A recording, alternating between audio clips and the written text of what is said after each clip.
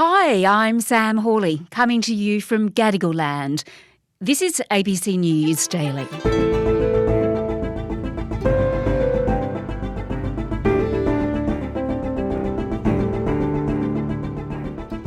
Millions of our taxpayer dollars are going to the big four accounting firms every year.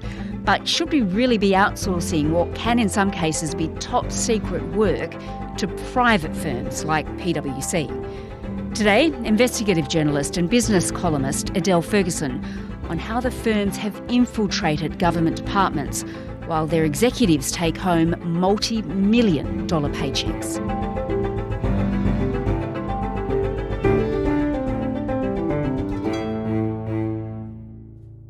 Adele, the so-called Big Four, these are the big accounting firms, they're really in the spotlight at the moment, aren't they? They certainly are, and I think they will continue to be for quite a while yet. The scandal-plagued consultancy firm PwC has been referred to the watchdog for investigation by the Greens. Embattled consulting firm PwC has named and fired 8 senior figures linked to its tax leak scandal. Their executives, they've been appearing before a Senate inquiry, which has made for very interesting viewing, particularly, Adele, an exchange between Labor's Deborah O'Neill and the CEO of Deloitte. Just tell me about that. He was asked how much he's paid, and it was $3.5 million. So wow. Senator O'Neill said, that's many times more than what the Prime Minister's paid. Do you think you're worth it? At a salary of $3.5 million, are you really worth 7 times the salary of the Prime Minister? Well, it's a hard argument to prosecute, but it's not my position to talk about professions and different systems. And he sort of ate his words. Are you really worth 7 times the salary of the Australian Prime Minister? And said no. No. Oh, gosh, it's a lot of money. It's a big, big wage. So he works at Deloitte. That's one of the big four. And then, of course, there's Ernst Young, KPMG, and, of course, as well, PwC. That's the firm that's landed them all before these Senate hearings. Does everyone who works for these firms, Adele, earn that sort of money? The senior partners earn millions of dollars. That's the average that they earn because they get big money. Yeah. These organisations rake in, $2 to $3 billion each a year from consulting work and auditing work with the private sector and the government sector. If they were listed, they'd be, top 10, top 20 organisations on the stock exchange. And Deborah O'Neill, she wasn't uncomfortable asking about the wage of these executives because, of course, she argues that a lot of government money goes to them. A huge amount of government money goes to them. Over the last decade, it was a minimum of just federally $8 billion. If you throw in the states, it was over $10 billion. And that's a really, really conservative figure because the public disclosure is so opaque. Sorry, all our partners earn more than $50,000 a year. Sorry, all of your partners earn more than $50,000? Yeah. Our base partner salary is approximately $300,000. $300,000 is the base. And the CEO, I assume, has the highest salary in the organisation, That's correct, Senator. Yeah. And I quoted it earlier on the public record as being around $3.5 million. Am I in the ballpark? You're in the ballpark, yes, with that. Yes. Thanks. What else did we find out, Adele? We had a whistleblower who came forward called Brendan Lyon. He was an ex-partner with KPMG. Brendan Lyon, Professor of Practice, University of Wollongong and former KPMG partner. He gave a real insight into how it all works. These 4 firms have become so used to being the arbiters of right and wrong. And so he's now a whistleblower. Yeah.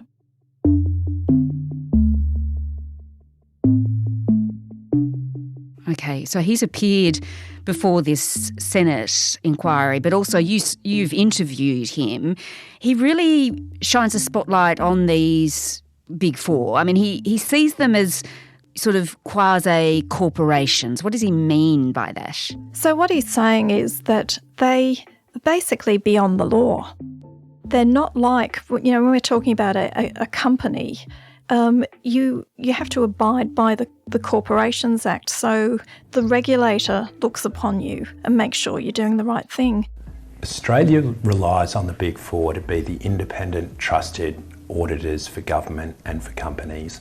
The reality is they are dependent on consulting cash, and that erodes their independence. This is a fundamental conflict of interest. How is it? These don't have proper boards. There's no independence. They basically get around the law, and they have. There's no law. It's the Wild West. They're not under the Corporations Act. They have some duties in their roles as auditors, some duties in their roles as tax advisors, but beyond that, they are left purely to their own devices. It's just incredible that it's been in plain sight that it's been allowed to happen. You've already mentioned that there's a lot of taxpayer money that goes to these firms, a huge amount of money. Why do we give them so much, Adele? There are many reasons for that, Sam. So what they do is they wheel in these consultants to support bad policy.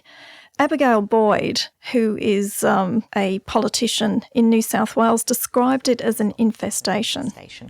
The fact that they are sitting in our departments on secondment, that they are sitting on government boards, that they are going from senior levels in consultant firms and then into, senior executive positions in government. And so they've really embedded themselves in. And she gave an example of Ambulance New South Wales, where they wanted more money because they didn't have enough paramedics, and no one was listening to them in Treasury or the government. So they get Deloitte to do a report for them to say, we need more paramedics.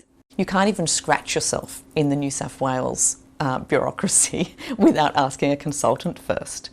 If you want anything done... Cost them $400,000. And what they were saying is, we need to do this. We need to get the stamp of these Big Four on a report for it to be taken seriously. Oh my gosh, and the $400,000 would have got them a few paramedics. So anyway, the Green Senator David Shoebridge, he points out as well that the Department of Defence takes on a huge amount of advice from these firms. How many secrets have we handed over in the course of these contracts, and how much have we lost? How effective has the Big Four's plan been to effectively de-skill the public sector and make them essential in the defence space? I think. So over the last 10 years, the Department of Defence has spent $3.7 billion just on the Big Four. So that's not including Boston Consulting or McKinsey or many of the other consultancy firms that Defence use. This is just the Big Four, $3.7 billion. And KPMG was almost $2 billion, which is extraordinary amount of money. It's huge money. And I think the point, Adele, is that these firms have in their hands top government secrets, defence secrets. Normally that work should be done or would be done by the public sector, by public servants. So what is it? There's just not enough public servants to do the work anymore? Well, that's one of the problems that's happened. So over the last few years, the public sector has lost a lot of people through staff cuts. There's been caps on wages. And so what's happened is the public sector has had to bring in consultants. So it's just crazy what's happened. To make it look like, aren't we so efficient? Aren't we so productive? Let's get rid of, a lot of people in the public sector. But on the other hand, you're using consultants and they're charging you 3 or 4 times the amount of money.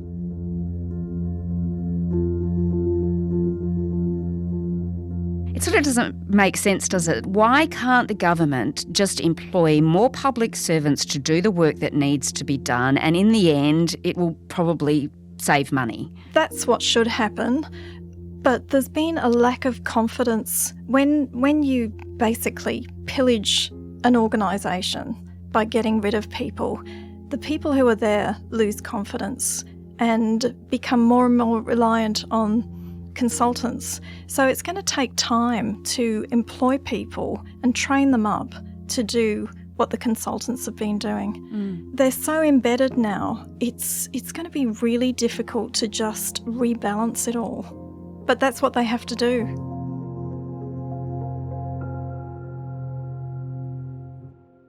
So, what should change then? We've talked about the public service being beefed up. That's a difficult and long-term solution. But Alan Fells, he also appeared before the Senate inquiry. He has some ideas. Yeah, he did. He suggested that because one of the problems with these consultancies is they're actually started out as accounting firms. So they are the auditors. They do the external auditing for most companies. And then on the other hand, they're doing consulting. So it's created huge conflicts. And some of that consulting is tax minimisation. So what he's suggesting is that they are split. Self-regulation can't be relied upon, nor can government regulation.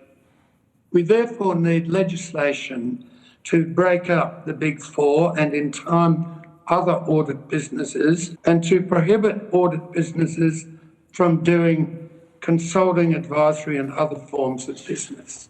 You keep the accounting on one side and then you have the consulting to try and manage the conflicts instead of managing them internally. I believe there's a need to act now on the breakup. I'd like to draw... But it needs so much more than that. I think it needs a royal commission because they are so intrinsic in our society. We really need to have a proper look at how they should be regulated because right now they are not properly regulated and they're not managing their conflicts. And if not a royal commission, Adele, there are still a number of inquiries to play out yet. There are 4 at the moment. There's a state inquiry in New South Wales and there are 3 federally. And they're all unpicking different parts of what's gone wrong with these Big Four consultancy groups. The Big Four have always been trusted by Australians, by corporations and the government. Now we've got an insight into what's going on, and that trust has been breached. Australians need better than this.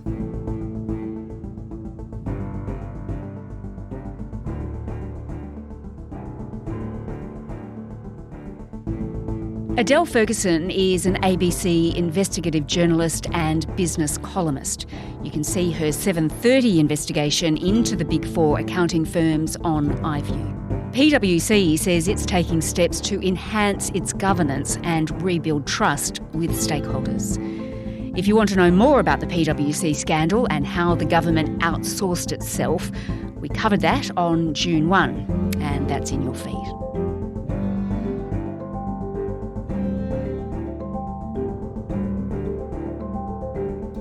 This episode was produced by Veronica App, Sam Dunn and Anna John, who also did the mix.